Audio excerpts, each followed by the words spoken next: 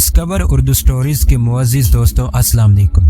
وہ ملازموں جیسے کپڑے پہنتا تھا، ملازموں جیسا بولتا تھا، مگر غزنی کا جاسوس تھا۔ پنجاب کی اس وقت کی زبان روانی سے بولتا تھا اور کسی کو شک تک نہیں ہوتا تھا کہ یہ خوش مزاج آدمی راجہ جے پال کی ریاست کے لیے بہت بڑا خطرہ ہے۔ وہ کچھ عرصے سے لاہور میں تھا، شہر میں ایک مکان میں اکیلا رہتا تھا۔ اس کے اڑوس پڑوس رہنے والے لوگ اس کے متعلق صرف اتنا ہی جانتے تھے کہ راج محل کا ملازم ہے، ملتان کا رہنے والا ہے اور اچھا آدمی ہے، لیکن دیر سے گھر پر آتا ہے۔ اس کی دوستی ایک ہندو آدمی جگ موہن کے ساتھ ہو گئی جو اس کا ہم عمر تھا۔ اس کا باپ تاجر تھا۔ جگ موہن اکثر رات کو عمران بلازری کے گھر آیا کرتا تھا۔ ان دنوں ہندو اور مسلمان کی دوستی کم ہی دیکھنے میں آیا کرتی تھی، کیونکہ مسلمان اقلیت میں تھے اور ہندو ان سے نفرت کرتے تھے۔ راجوں مہاراجوں اور پنڈتوں نے مسلمانوں کے خلاف نفرت پیدا کر رکھی تھی، مگر جگ موہن جو ذات کا برہمن تھا، عمران بلازری سے پہلی ملاقات میں اتنا متاثر ہوا کہ اسے ملتا رہا اور ان کی دوستی ہو گئی۔ دوستی کے ابتدائی دنوں کا واقعہ ہے کہ ایک رات جگ موہن عمران بلازری سے ملنے اس کے گھر آیا تو جگ موہن رو رہا تھا، آج میری بہن زندہ جلا دی گئی ہے۔ جگ موہن نے عمران بلازری کو بتایا اس کی شادی ہوئے ابھی 1 سال بھی پورا نہیں ہوا تھا کہ اس کا خاوند گھوڑے سے گر کر زخمی ہو گیا اور آج صبح وہ مر گیا۔ اس کی بیوی کو بھی اس کے ساتھ ہی مرنا تھا۔ آج میرے بہنوئی کی لاش چتا پر رکھ دی گئی تو اس کے بھائیوں نے میری بہن کو بھی چتا پر کھڑا کر دیا اور چتا کو آگ لگا دی گئی۔ تم نے چتا نہیں دیکھی ہوگی، چکور لکڑیوں کا بہت بڑا ڈھیر لگایا جاتا ہے اور اوپر سے ہموار ہوتا ہے۔ اس کی لمبائی انسان کے قد سے کچھ زیادہ ہوتی ہے اور اونچائی کم و بیش 1 گز۔ اس پر لاش کو رکھ دیتے ہیں، لکڑیوں پر تیل یا گھی ڈالتے ہیں اور پھر لکڑی کو آگ لگا دیتے ہیں۔ میں تو کبھی لاش کو بھی جلتے نہیں دیکھ سکتا، پر آج میں نے اپنی بہن کو اپنے خاوند کی لاش کے ساتھ زندہ جلتے دیکھا ہے۔ کہتے ہیں کہ ہندو عورت اتنی غیرت والی ہوتی ہے کہ اس کا خاوند مر جائے تو اس کے ساتھ زندہ جل جاتی ہے۔ اسے ستی ہونا کہتے ہیں۔ جو عورت ستی نہیں ہوتی وہ ساری عمر شادی نہیں کر سکتی۔ وہ خطرہ محسوس کرتی ہے کہ انسانی کمزوری اسے گنہگار بنا دے گی، اس لیے خاوند کے ساتھ ہی مر جانا بہتر ہے۔ میں ستی کو اچھا سمجھتا تھا، مگر جب اپنی بہن کو زندہ جلتے دیکھا تو مجھے معلوم ہوا کہ ہمارا مذہب کس قدر بے رحم ہے۔ کوئی عورت زندہ نہیں جلنا چاہتی۔ میری بہن کو گھسیٹ کر چتا تک لے گئے اور اسے اٹھا کر چتا پر کھڑا کر دیا گیا۔ اس کے پاؤں رسیوں سے باندھ دیے گئے تھے۔ وہ مجھ سے بہت زیادہ محبت کرتی تھی۔ میں اسے بچا نہ سکا۔ وہاں کم و بیش 150 آدمی تھے۔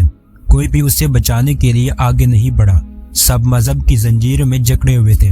میں نے منہ دوسری طرف پھیر لیا۔ مجھے لکڑیوں کے جلنے کی آواز آئی اور اس کے ساتھ ہی مجھے اپنی بہن کی چیخیں سنائی دی۔ میں نے گھوم کر دیکھا، شعلے بہت اونچے تھے۔ ان شعلوں میں مجھے اپنی بہن نظر آئی۔ وہ چیخ رہی تھی، پھر جلتی لکڑیوں کی طاقت نے اسے خاموش کر دیا۔ مجھے غشی آنے لگی۔ میں وہاں سے چلا آیا۔ میں ابھی تک اپنی بہن کی چیخیں سن رہا ہوں۔ مجھے اپنے مذہب سے نفرت ہو گئی ہے۔ وہ مذہب ہی کیا جس سے انسانوں کو نفرت ہو جائے؟ عمران بلازری نے کہا، وہ مذہب ہی کیا جو انسان کو جینے کے حق سے محروم کر دے؟ کوئی مذہب بربریت کی اجازت نہیں دیتا۔ میں تمہیں اپنے مذہب میں لانے کی کوشش نہیں کر رہا، صرف اتنا بتا رہا ہوں کہ میرا مذہب عورت کے لیے بہت نرم ہے۔ اگر کسی عورت کا خاوند مر جائے تو اسے اجازت ہوتی ہے کہ 3 ماہ بعد شادی کر لے۔ اگر وہ جوان ہو تو کوشش کی جاتی ہے کہ اس کی دوسری شادی ہو جائے۔ اسلام عورت کو ذرا سے بھی جسمانی تکلیف دینے کی اجازت نہیں دیتا۔ ہمارے پنڈت دودھ پیتے بچوں کی بھی قربانی دیا کرتے ہیں۔ جگ موہن نے کہا، ایسا اکثر ہوتا ہے کہ خشک سالی ہو، قحط کا خطرہ ہو یا سیلاب کا ڈر ہو تو کسی کا معصوم بچہ پکڑ کر اسے ذبح کر دیا جاتا ہے، پھر اس کی لاش جلا دی جاتی ہے۔ اب ہمارا راجہ غزنی سے شکست کھا کر آیا ہے تو پنڈتوں نے اسے کہا کہ وہ کنواری لڑکی کی قربانی دے تو اس کی شکست فتح میں تبدیل ہو جائے گی۔ یہ قربانی کب دی جا رہی ہے؟ عمران بلازری نے پوچھا۔ پنڈت خاص قسم کی لڑکی کی تلاش میں ہیں، جگ موہن نے جواب دیا۔ انہوں نے اعلان کر رکھا ہے کہ لوگ مندروں میں اپنی کنواری بیٹیوں کو بھیجا کریں۔ لڑکیاں مندروں میں جاتی ہیں۔ ابھی تک پنڈتوں کو خاص قسم کی لڑکی نظر نہیں آئی۔ تمہاری کوئی بہن کنواری تو نہیں؟ عمران بلازری نے پوچھا۔ میری چھوٹی بہن کنواری ہے، جگ موہن نے جواب دیا، لیکن میں اسے مندر میں نہیں جانے دیتا۔ میرے باپ نے بھی منع کیا ہے کہ وہ مندر نہ جایا کرے۔ میری بہن بہت خوبصورت ہے، مجھے ڈر ہے کہ اگر وہ پنڈتوں کے سامنے گئی تو اسے قربانی کے لیے منتخب کر لیں گے۔ عمران بلازری کو موقع مل گیا۔ اس نے جگ موہن کو اسلام کے بنیادی اصول بتائے اور کہنے لگا کہ ہمارا مذہب بنی نوع انسان کی بہبود اور اسے حقوق دینے آیا تھا۔ جگ موہن کا دل زخمی تھا۔ عمران بلازری کی باتیں اسے تسکین دینے لگی۔ تم نے اچھا کیا ہے کہ اپنی چھوٹی بہن کو پنڈتوں سے چھپائے رکھا، عمران بلازری نے کہا۔ راجہ جے پال نے شکست کھائی ہے تو یہ اس کی غلطی ہے۔ وہ اپنے آپ کو فریب دے رہا ہے اور اپنی قوم کو بھی۔ حقیقت یہ ہے کہ اسے تمہاری پنڈت فریب دے رہے ہیں۔ ہر کوئی بادشاہ یا مہاراجہ کی خوشنودی چاہتا ہے۔ ہر ایک کا اپنا اپنا طریقہ ہوتا ہے۔ یہ مسلمانوں میں بھی ہوتا ہے، عیسائیوں میں بھی۔ پنڈت ہو یا مولوی، اس کے پاس مذہب کی پیشوائی ہوتی ہے، اس لیے وہ اپنے مذہب کو توڑ مروڑ کر اپنے بادشاہ کو خوش کر لیتا ہے۔ تمہارے پنڈتوں نے بھی ایسا ہی کیا ہے۔ راجہ جے پال کو یہ کہنے کی بجائے کہ اپنی غلطیوں اور سلطان سبکتگین کی کامیابی کو پرکھے اور اپنی فوج میں رد و بدل کرے، پنڈتوں نے یہ کہہ کر اس کا دل پرچھا دیا ہے کہ دیوتا ناراض ہیں اور ایک کنواری لڑکی کی قربانی مانگتے ہیں۔ تم جسے اپنے مذہب کی خرابی کہتے ہو، یہ دراصل تمہارے مذہبی پیشواؤں کی خرابی ہے۔ انسانوں کی پیدا کردہ خرابیاں ہمارے مذہب میں بھی ہیں۔ ہمارے مولوی اور امام بادشاہ کی خوشنودی کے لیے ایسی قباحتیں پیدا کرتے ہیں جنہیں انسانی ذہن قبول نہیں کرتا، لیکن اس پر وہ مذہب کی چھاپ لگا کر لوگوں کا منہ بند کر دیتے ہیں۔ اگر بادشاہ اپنے تخت و تاج کی مضبوطی کے لیے مذہب کو استعمال کرے اور مذہب کی آڑ میں بیٹھ جائے تو مذہبی پیشوا اسے مذہب کے ہی اصولوں اور فلسفوں کو توڑ موڑ کر اسے آڑ مہیا کرتے ہیں۔ اگر یہی بادشاہ مذہب سے نگاہیں پھیر کر رعایا پر ظلم و تشدد شروع کر دے تو یہی مذہبی پیشوا اسے اس کی دھاندلیوں اور جھوٹ کو جواز مہیا کریں گے۔ مذہب ہر کسی کے لیے قابل قبول ہوتا ہے۔ کیا تمہارے مذہب میں انسانوں کی قربانی دی جاتی ہے؟ جگ موہن نے پوچھا۔ نہیں، عمران بلازری نے جواب دیا، ہمارا مذہب اسے قتل کہتا ہے۔ اگر ہمارا کوئی مذہبی پیشوا کسی کو انسانی قربانی کے لیے تیار کرے گا تو وہ قاتل کہلائے گا اور سزا موت پائے گا۔ مسلمان میدان جنگ میں اپنی جانیں قربان کیا کرتے ہیں اور یہی سلطان سبکتگین کی کامیابی کا راز ہے۔ میں تمہارے مذہب کی توہین نہیں کرنا چاہتا، حقیقت بیان کرتا ہوں۔ ہم صرف ایک خدا کی عبادت کرتے ہیں، ہمارے کئی خدا نہیں، اور ہمارے خدا پتھر اور مٹی کے بھی نہیں۔ اپنی عقل استعمال کرو، یہ بت ایک جگہ دھرے رہتے ہیں، تم انہیں صرف مندروں میں دیکھ سکتے ہو۔ یہ اپنے اوپر بیٹھی مکھی کو بھی نہیں اڑا سکتے، ان میں جان نہیں، روح نہیں۔ ہمت کرو، ایک بت کو توڑو، پھر دیکھنا کہ یہ خدا اپنے ٹکڑے جوڑ سکتا ہے یا نہیں، اور یہ تمہارا کیا بگاڑے گا۔ ہمارا خدا صرف مسجدوں میں ہی نہیں رہتا بلکہ ہر جگہ موجود ہے اور ہمارے دلوں میں بھی رہتا ہے۔ وہ کسی انسان کا خون نہیں مانگتا اور نہ کسی کنواری لڑکی کو اپنے سامنے ذبح کر کے خوش ہوتا ہے۔ عمران بلازری کی زبان کا جادو اس جوان ہندو کو مسحور کر رہا تھا۔ اس تاثر کی تو ایک وجہ یہ تھی کہ عمران بلازری کی زبان میں سحر تھا، اور دوسری وجہ یہ تھی کہ جگ موہن نے اپنی زندہ بہن کو جلتے دیکھا تھا۔ یہ انسانی جذبات تھے جو پنڈتوں اور پتھر کے خداؤں پر غالب آ گئے تھے۔ عمران بلازری نے اسے اس کے مذہب سے منحرف کر دیا تھا اور نفرت کا بیج بو دیا تھا۔ جگ موہن کے آنسو بہہ جا رہے تھے اور اس کے چہرے پر دہشت کا تاثر بھی تھا۔ اسے ابھی تک اپنی بہن جلتی نظر آ رہی تھی۔ تمہارا غم ایسا ہے جو بانٹا نہیں جا سکتا، عمران بلازری نے کہا۔ میں ہمدردی کے 2-4 الفاظ کہہ سکتا ہوں۔ اگر میں تمہارے کسی کام آ سکتا ہوں تو مجھے بتانا۔ غم زدہ حالت میں ہمدردی کے 2-4 الفاظ بھی بڑے مددگار ہوتے ہیں۔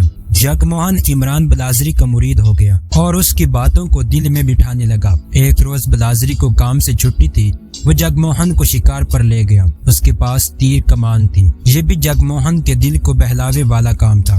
وہ شہر سے دور جنگل میں نکل گئے، دونوں نے بہت سے پرندے شکار کیے۔ عمران، جگ موہن نے ہنس کر کہا، تم نے مجھ سے ان پرندوں کا ناحق خون کروایا ہے۔ تم جانتے ہو کہ میں برہمن ہوں اور ہمیں گوشت کھانے کی اجازت نہیں ہے۔ اگر تم گوشت کھاؤ تو تمہارے خیال بدل جائیں گے۔ عمران بلازری نے کہا، میں آج تمہیں گوشت کھلاؤں گا۔ اگر پتھر کے کسی بت نے تمہیں سزا دی تو وہ سزا میں بھگتوں گا۔ اس نے پرندے کے پر اتارے، پرندے صاف کیے اور لکڑیاں وغیرہ اکٹھی کر کے آگ پر پرندے بھون لیے۔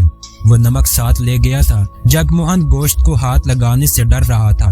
عمران بلازری نے زبان کا جادو چلایا تو جگ موہن نے کانپتے ہوئے ہاتھوں سے ایک پرندہ اٹھا لیا اور دانتوں سے ایک بوٹی منہ میں ڈالی۔ اس نے گوشت کا ذائقہ پہلی بار چکھا تھا۔ اس نے جلدی جلدی پورا پرندہ کھا لیا۔ اور پرندے کھاؤں گا، جگ موہن نے کہا۔ وہ ایک اور پرندہ کھا گیا۔ میں ایک اور کھلاؤں گا، عمران بلازری نے کہا۔ جگ موہن نے ایک اور پرندہ کھا لیا۔ وہاں پر پرندوں کی کمی نہیں تھی۔ بلازری آگ پر پرندہ پھینکتا، اسے بھونتا اور نمک لگاتا جا رہا تھا۔ جگ موہن نے ایک اور پرندہ اٹھایا تو عمران بلازری نے روک لیا۔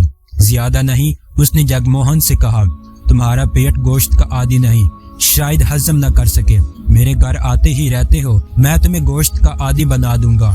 جگ موہن نے عمران بلازری کے منع کرنے کے باوجود ایک اور پرندہ کھا لیا اور بولا، بھاگیں گے دوڑیں گے تو سب کچھ ہضم ہو جائے گا۔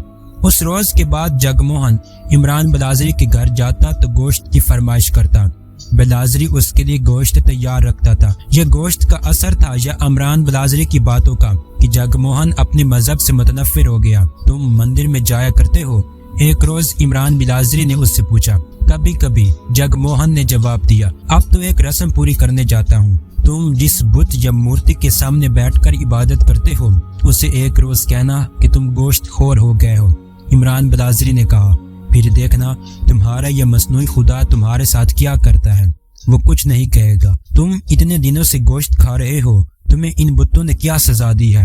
البتہ تمہارے کسی پنڈت کو پتہ چل گیا تو وہ تمہارے خلاف طوفان برپا کر دے گا۔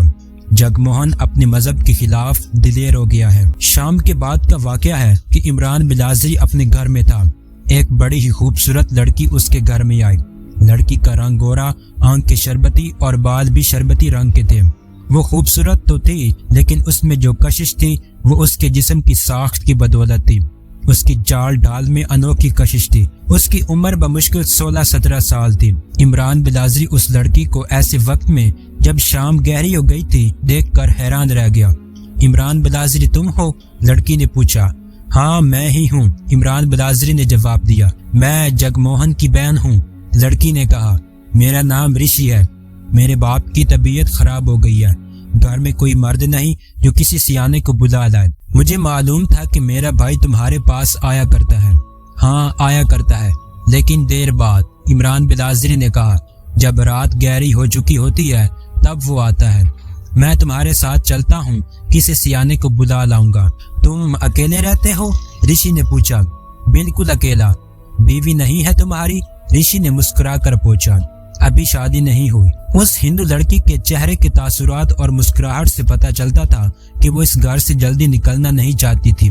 عمران بلازری ایک تاثر بن کر اس پر چھا گیا تھا۔ تم نے شادی کیوں نہیں کی؟ رشی نے پوچھا۔ تمہارا باپ بیمار ہے، تمہیں جلدی گھر جانا چاہیے، عمران بلازری نے کہا۔ اتنا زیادہ تو بیمار نہیں، لڑکی نے کہا، ویسے ہی تمہارے پاس رک گئی ہوں۔ تمہیں اچھا نہیں لگتا تو چلی جاتی ہوں۔ میرا بھائی تمہاری بہت تعریفیں کیا کرتا ہے، تمہیں دیکھنے کا بہت شوق تھا، تم واقعی بہت اچھی آدمی ہو۔ جگ موہن بہت اداس رہتا ہے، اس نے کھانا پینا بھی کم کر دیا ہے۔ عمران کے منہ سے نکل چلا تھا کہ جگ موہن نے کھانے پینا اس لیے کم کر دیا ہے کہ وہ اس کے گھر سے چوری چھپے گوشت کھاتا ہے، لیکن اسے یاد آ گیا کہ یہ ایک راز ہے۔ اس نے کہا کہ جس نے اپنی بہن کو زندہ جلتے دیکھا ہو وہ اداس نہ ہو تو اور کیا کرے۔ تمہیں بھی اپنی بہن کا بہت غم ہوگا۔ رشی نے آہ لی اور اس کی آنکھوں میں آنسو آ گئے اور روتی ہوئی آواز میں بولی، میری قسمت میں بھی شاید زندہ جلنا ہی لکھا ہے، کبھی تو جی میں آتا ہے کہ شادی ہی نہ کرو۔ عمران بلازری کی نظریں اس کے چہرے پر جم گئی، پھر آہستہ آہستہ نیچے کو پھسلنے لگی۔ رشی اسے دیکھ رہی تھی۔ عمران بلازری تصوروں میں دیکھنے لگا کہ اتنی حسین لڑکی جل رہی ہے۔ تصوروں کے شعلے اس کے اپنے سینے کو جلانے لگے۔ نہیں رشی، عمران بلازری نے بڑی بےتابی سے لپک کر رشی کے کندھے پکڑ لیے اور بولا، تم نہیں آگ میں جلو گی، تم مر گئی تو میں تمہاری لاش کو بھی نہیں جلنے دوں گا، تمہاری لاش اٹھا لے جاؤں گا۔ رشی یہ سن کر گھبرا گئی۔ بلازری سنبھل گیا اور کھسیانی سی مسکراہٹ میں بولا، مجھے معاف کر دینا رشی، مجھے غلط نہ سمجھنا، میں سمجھ نہیں سکتا کہ تم جیسی عورتوں کو کس طرح زندہ جلایا جا سکتا ہے۔ تمہارے پنڈت اور دوسرے لوگ ایسے پتھر دل کس طرح بن جاتے ہیں، تم میری قسمت نہیں بدل سکتے، رشی نے کہا۔ عمران بلازری نے اس کی آنکھوں میں آنکھیں ڈال دی اور دونوں پر خاموشی طاری ہو گئی۔ عمران بلازری اس کے اور قریب ہو گیا۔ میں تمہاری قسمت بدل سکتا ہوں، اس نے زیر لب کہا۔ اگر تم نے میرا ساتھ دیا تو خدا ہماری مدد کرے گا۔ کل آؤں؟ رشی نے پوچھا۔ اسی وقت عمران بلازری نے کہا، لیکن کوئی دیکھ نہ لے، ہمارے مذہب ہمارے لیے مشکل پیدا کر دیں گے۔ جگ موہن نے کہا تھا کہ تمہیں مندر میں نہیں جانے دیا جاتا۔ اس نے وجہ بھی بتائی تھی۔ میں اپنے کسی دیوتا پر قربان ہونے کے لیے تیار نہیں ہوں، رشی نے کہا۔ دن کو گھر سے باہر نہیں جاتی، صرف رات کو باہر نکلتی ہوں۔ کل لاؤں گی تو باتیں کریں گے۔ بلازری نے کہا کہ تم گھر چلو، میں کسی سیانے کو بلا کر آتا ہوں۔ وہ رشی کے ساتھ دروازے تک گیا۔ یہ تاریخ ڈیوڑی تھی۔ رشی اس کے قریب ہو گئی۔ عمران بلازری نے اپنا بازو اس کی کمر میں ڈال دیا۔ میں کسی غیر مرد کے اتنے قریب کبھی نہیں ہوئی تھی، رشی نے کہا۔ تمہارے قریب آتے ہوئے ڈر لگتا ہے۔ مسلمانوں کے متعلق ہمیں کوئی اچھی بات نہیں بتائی گئی۔ جگ موہن نے مجھے بتایا کہ تم اچھے آدمی ہو، ورنہ میں یہاں کبھی نہ آتی۔ تم بہت اچھے ہو۔ یہ کہہ کر رشی دروازے سے نکلی تو بھی اس کے ہاتھ میں عمران کا ہاتھ تھا، جیسے وہ اس خوبرو مسلمان کے سہارے اپنے مذہب کے سیلابی دریا میں اتر رہی ہو۔ عمران بلازری نے اپنا ہاتھ چھڑانے کی کوشش نہ کی۔ رشی کچھ دیر تک رکی رہی اور پھر بے دلی سے عمران کا ہاتھ چھوڑا اور چلی گئی۔ وہ کچھ دور چلی گئی تو عمران بلازری باہر نکلا اور ایک حکیم کے گھر کو چل پڑا۔ حکیم کو جگ موہن کے گھر میں داخل کرنے کے بعد عمران بلازری جب واپس آ گیا، ڈیوڑی سے نکل کر صحن میں آیا تو باہر کا دروازہ کھلا اور بند ہو گیا۔ اس نے گھوم کر دیکھا، وہ عورت ہی لگتی تھی۔ وہاں اندھیرا تھا، شاید رشی پھر آ گئی۔ وہ عورت قریب آئی تو بلازری نے پہچان کر کہا، فاطمہ تم یہاں کیسے آئی ہو؟ صرف یہ پوچھنے آئی ہوں کہ یہ ہندو لڑکی یہاں کیوں آئی تھی؟ فاطمہ نے پوچھا۔ کیا میں اتنی بری ہوں کہ دور سے میرے سلام کا جواب دے دیتے ہو اور میرے پیغام کا یہ جواب دیتے ہو کہ تمہارے خاوند سے ڈرتا ہوں؟ میرے گھر نہ آنا، ہم نہیں مل سکتے۔ عمران بلازری نے جا کر دروازے اندر سے بند کر دیا اور فاطمہ کو اپنے کمرے میں لے گیا جہاں تھوڑی دیر پہلے رشی آئی تھی۔ وہ اپنے بھائی کو دیکھنے آئی تھی۔ عمران بلازری نے فاطمہ سے کہا، میں نے آج پہلی بار اس لڑکی کو دیکھا ہے۔ اس لڑکی کے ساتھ میرا کوئی تعلق نہیں اور میں تمہارے ساتھ بھی کوئی تعلق نہیں رکھ سکتا۔ فاطمہ تم مسلمان ہو، خاوند والی ہو، تمہارے پیغام اور تمہارے سلام جسمانی تعلق کی طرح ہیں۔ میں گنہگار نہیں کہلاؤں گا۔ جسے تم میرا خاوند کہہ رہے ہو وہ میرے اکیلے کا خاوند نہیں، فاطمہ نے کہا۔ اس کی 3 بیویاں ہیں، میں سب سے چھوٹی ہوں۔ میری عمر 20 سال سے کچھ مہینے اوپر ہوگی۔ میرے خاوند کی عمر مجھ سے دگنی سے بھی زیادہ ہوگی۔ اس نے 3 بیویاں صرف اس لیے رکھی ہوئی ہیں کہ وہ دولت مند تاجر ہے۔ خدا نے اسے ایسی کوئی شکل و صورت بھی نہیں دی کہ کوئی عورت اسے پسند کرے۔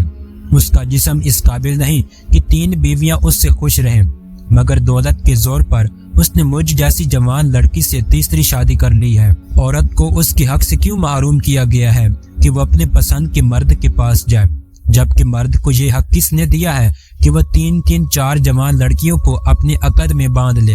اس میں میرا کوئی قصور نہیں۔ عمران بلازری نے بے رخی سے کہا، نہ میں نے مرد کو 3 اور 4 بیویوں کا حق دیا ہے اور نہ عورت کو۔ میں تمہارے ساتھ کوئی تعلق نہیں رکھنا چاہتا، تم چلی جاؤ۔ تمہارے خاوند کو پتہ چل گیا کہ تم یہاں ہو تو میرے لیے مصیبت آ جائے گی۔ وہ یہاں نہیں ہے، فاطمہ نے کہا، پشاور سے مال لینے گیا ہے۔ وہ 1 مہینے سے زیادہ عرصہ غائب رہے گا۔ مجھے ساتھ لے جانا چاہتا تھا، لیکن میں نے ایسی بیماری کا بہانہ کیا کہ وہ گھبرا گیا اور دوسری بیوی کو ساتھ لے گیا۔ اس سے بڑی بیوی کہیں اور چلی گئی ہے، رات دیر سے آئے گی۔ وہ مجھے کہیں جانے سے روک نہیں سکتی اور میں اس کے راستے میں نہیں آئی۔ تم نے مجھے مسلمان کہا ہے، میں نام کی مسلمان رہ گئی ہوں۔ میرا کوئی مذہب نہیں۔ میرے باپ کا مذہب اور ایمان سونا چاندی ہے، اس نے مجھے مذہب کے نام پر بیچا ہے۔ میری قیمت نقد وصول کر کے میرا نکاح پڑھوایا گیا ہے۔ مجھے اپنے مذہب کے ساتھ کوئی دلچسپی نہیں رہی۔ مجھے یہ بتایا گیا ہے کہ عورت کو مرد کی تفریح کے لیے بنایا گیا ہے۔ میں ایک مرد کی تفریح کا ذریعہ بن گئی ہوں۔ میں اسے اپنا حق سمجھتی ہوں کہ اپنی تفریح کا کوئی ذریعہ پیدا کروں۔ وہ ذریعہ تم ہو۔ اپنی کتنی قیمت مانگتے ہو؟ کیا میں اس ہندو لڑکی جتنی خوبصورت نہیں ہوں؟ میں تمہارے خاندان کے قبائل میں سے نہیں ہوں۔ عمران بلازری نے کہا، مجھے تمہارے حسن کے ساتھ ذرا بھی دلچسپی نہیں۔ اگر میں ایسا ہوتا تو اس وقت 2 نہیں تو 1 شادی ضرور کرتا۔ میری نظر نہ اپنے جسم پر ہے نہ تمہارے جسم پر۔ تم بھی جسم سے توجہ ہٹا لو۔ مسلمان کی دولت اس کی روح ہوتی ہے، روح کو پاک رکھو۔ تم پگلے ہو، فاطمہ نے کہا۔ تم ڈرتے ہو اور اپنے آپ کو دھوکہ دیتے ہو۔ میرا جسم روح سے خالی ہے۔ جو عورت نیلام ہو جاتی ہے اس کی روح مر جاتی ہے۔ تم میری روح کو زندہ کر سکتے ہو، پھر تم اپنی خاوند سے طلاق لے لو اور میری بیوی بن جاؤ۔ عمران بلازری نے کہا، یہ ممکن نہیں ہے۔ فاطمہ نے کہا، میں تمہارے ساتھ گھر سے بھاگ سکتی ہوں، نقدی بھی ساتھ لاؤں گی اور زیورات بھی، جہاں کہو گے وہاں چلیں گے۔ وہ اس کے قریب آ گئی، اپنی باہیں اس کے گلے میں ڈال کر جذباتی اور مخمور آواز میں بولی، تم میری زنجیروں سے نکل نہیں سکو گے۔ اپنے خاوند کے سوا میں کسی اور کے جسم سے واقف نہیں۔ تمہیں میرے دل نے چاہا ہے، تیری روح پیاسی ہے، تم نفس کی آگ میں نہیں انتقام کی آگ میں جل رہی ہو۔ عمران بلازری نے کہا، اس میں اپنے باپ کو جلاؤ جس نے نقدی لے کر تمہاری جوانی کے خواب اس ہوسکار خاوند کے حوالے کر دیے تھے، اور پھر اس خاوند کو جلاؤ۔ تم میرا ساتھ دو گے؟ فاطمہ نے کہا، تم کیا کرنا چاہتی ہو؟ عمران بلازری نے کہا، اگر میں اپنے خاوند کو زہر دے دوں تو مجھے یہاں سے کہیں دور لے جاؤ گے؟ عمران بلازری گہری سوچ میں کھو گیا۔ فاطمہ نے اس کے پہلو میں بیٹھ کر ایک بازو اس کے گلے میں ڈالا اور اپنا گال اس کے گال سے لگا دیا۔ وہ تڑپ اٹھا جیسے پنجرے میں بند کر لیا گیا ہو۔ میں تمہارا ساتھ دوں گا، عمران بلازری نے فاطمہ کے بازو سے آزاد ہو کر پرے ہنستے ہوئے کہا، لیکن اپنے خاوند کو اس وقت زہر دینا جس روز میں کہوں گا، اس سے پہلے میں کہیں اور ذریعہ معاش کا انتظام کر لوں گا۔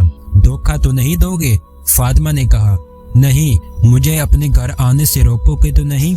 نہ آؤ تو اچھا ہے، بلازری نے کہا، کسی کو شک نہیں ہونا چاہیے کہ تمہارا میرے ساتھ تعلق ہے۔ فاطمہ مطمئن ہو کر چلی گئی، مگر عمران بلازری کا دم اس طرح گھٹ رہا تھا جیسے اس کی گردن کسی پھانسی کے پھندے میں آ گئی ہو۔ فاطمہ رشی جیسی خوبصورت تھی اور وہ جذبات کا آتش فشاں پہاڑ تھی۔ اس کے خاوند کا گھر اس گلی کی آخر میں تھا جہاں امیدانہ ٹھاٹ کی حویلی تھی۔ فاطمہ نے عمران بلازری کو اپنے گھر کے سامنے سے گزرتے کئی بار دیکھا تھا۔ اس نے کئی بار اس بلازری کو سلام کیا، پھر ایک غریب سی عورت کے ذریعے زبانی ملاقات کے لیے پیغام بھیجے تھے، مگر عمران اس سے اپنا پہلو بچا رہا تھا۔ آج رات فاطمہ نے ایک ہندو لڑکی کو عمران کے گھر سے نکلتے دیکھا تو رقابت نے اسے اتنا دلیر بنا دیا کہ وہ عمران کے گھر آ گئی۔ عمران کو یوں محسوس ہوا کہ جیسے دہکتے انگاروں پر ننگے پاؤں چل رہا ہو۔ فاطمہ نے اپنے خاوند کو زہر دینے کی تجویز پیش کی تو عمران بلازری کو فرار کا راستہ نظر آ گیا۔ اسے فاطمہ بتا چکی تھی کہ اس کا خاوند 1 ماہ بعد آئے گا۔ بلازری نے سوچا کہ 1 ماہ تک وہ فاطمہ کو دھوکے میں رکھیں گے۔ حقیقت یہ تھی کہ عمران بلازری کو رشی اتنی اچھی لگی تھی کہ وہ اس سے بار بار ملنے کو بےتاب ہو رہا تھا۔ فاطمہ رشی سے کم خوبصورت نہیں تھی، لیکن یہ دل کا معاملہ تھا۔